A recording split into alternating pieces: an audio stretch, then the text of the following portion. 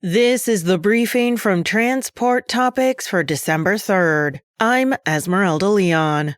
Discover the full potential of your fleet with IQ Cruise. This isn't just cruise control, it's seamless integration. Up to 9% fuel savings and real-time insights. Easy for drivers to adopt, proven to perform. Drive smarter, drive IQ Cruise.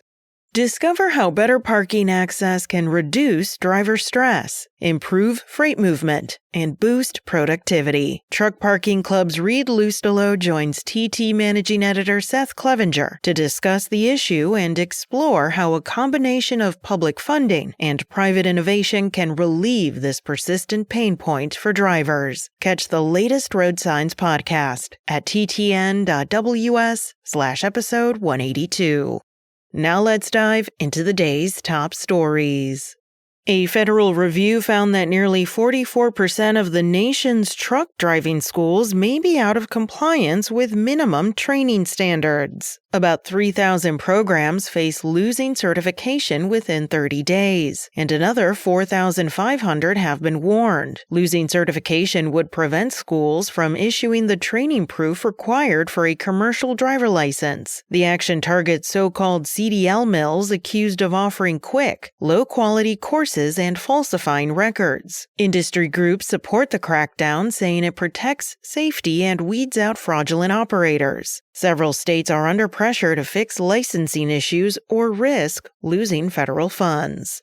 In other enforcement news, FMCSA is overhauling the way electronic logging devices, or ELDs, are approved, replacing the old self-certification system with a tougher, multi-step review. Officials say the previous process allowed faulty or revoked devices to slip back onto the approved list, forcing carriers into repeated replacements. The new vetting will confirm technical details, screen for fraud, and categorize applications from approved to fully denied. No timeline was given, but the agency says the changes will close long-standing loopholes and improve confidence in hours of service compliance. Industry groups have pushed for stronger oversight as inspectors report increasingly sophisticated log falsification. FMCSA has already removed 25 ELDs from its list this year, and carriers typically get 60 days to replace them.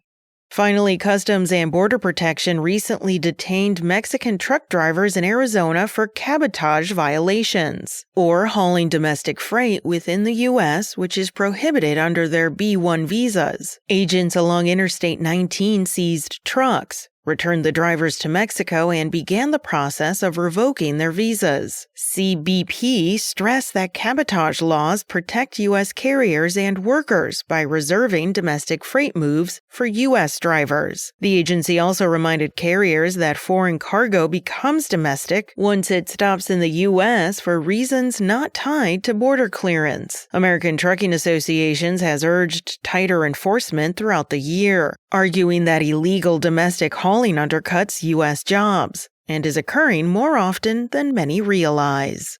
That's it for today. Remember, for all the latest trucking and transportation news, go to the experts at ttnews.com. Spoken Layer.